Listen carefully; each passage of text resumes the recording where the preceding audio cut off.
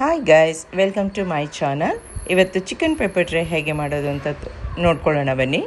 So ಕುಕ್ಕರಲ್ಲಿ ನಾವು chicken ತೊಳೆದ್ಬಿಟ್ಟು ಅರಿಶಿನ ಪುಡಿ, ಟೇಬಲ್ ಸಾಲ್ಟ್ ಹಾಕಿಬಿಟ್ಟು ಸ್ವಲ್ಪ ತಕ್ಕ ಮಟ್ಟಿಗೆ ಸ್ವಲ್ಪ ನೀರನ್ನು ಹಾಕಿ ಒಂದು ವಿಷಲ್ ಬಾಯ್ಲ್ ಮಾಡ್ಕೋಬೇಕು. 1 to 2 ವಿಷಲ್ ಆದರೆ ಓಕೆ.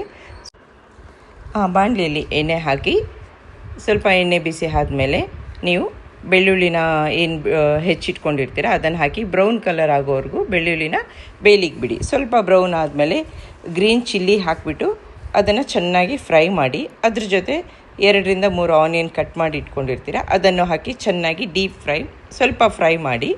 ಸೊ ಅದಾದಮೇಲೆ ನೀವೇನು ಕುಕ್ಕರಲ್ಲಿ ಬೇಯಿಸ್ಕೊಂಡಿರ್ತೀರ ಚಿಕನ್ನು, ಅದು ನೀರನ್ನು ಹಾಕಿ ಚೆನ್ನಾಗಿ ಮಿಕ್ಸ್ ಮಾಡಿ 2 ನಿಮಿಷ ಕುದಿಯಕ್ಕೆ ಬಿಡಿ. ಅದರಲ್ಲಿ ಸ್ವಲ್ಪ ಟೇಬಲ್ ಸ್ಪೂನ್ ನಿಮಗೆ ಎಷ್ಟು ರುಚಿಗೆ ಬೇಕೋ ಅಷ್ಟು ಟೇಬಲ್ ಸಾಲ್ಟ್ ಹಾಕಿ, ಸೊ ಪೆಪ್ಪರ್ ಪೌಡರ್, ಸೊ ನಿಮಗೆ ಖಾರ ಜಾಸ್ತಿ ಬೇಕಂದರೆ ಸ್ವಲ್ಪ 1 ಸ್ಪೂನ್ ಜಾಸ್ತಿ ಹಾಕ್ಕೊಳ್ಳಿ. ಸೊ ಎಲ್ಲ ಮಿಕ್ಸ್ ಮಾಡಿ 1 ಟೇಬಲ್ ಸ್ಪೂನ್ ನೀವು ಜೀರಾ